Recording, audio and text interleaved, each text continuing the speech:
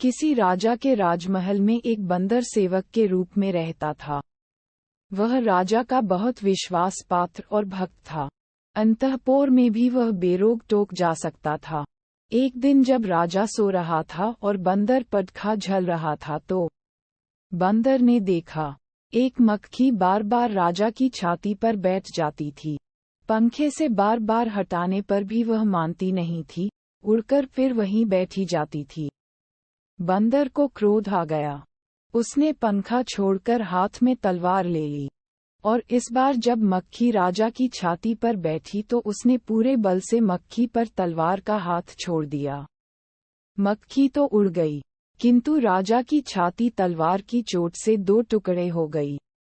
राजा मर गया। मूर्ख मित्र की अपेक्षा विद्वान शत्रु ज्यादा अच्छा होता है। मुख्य पृष्ठ। संपूर्ण पंचतंत्र। किसी राजा के राजमहल में एक बंदर सेवक के रूप में रहता था। वह राजा का बहुत विश्वास पात्र और भक्त था। अंतःपुर में भी वह बेरोक टोक जा सकता था।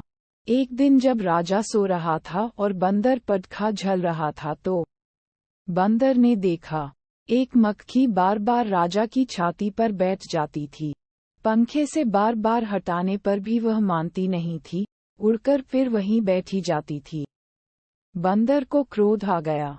उसने पंखा छोड़कर हाथ में तलवार ले ली, और इस बार जब मक्खी राजा की छाती पर बैठी तो उसने पूरे बल से मक्खी पर तलवार का हाथ छोड़ दिया।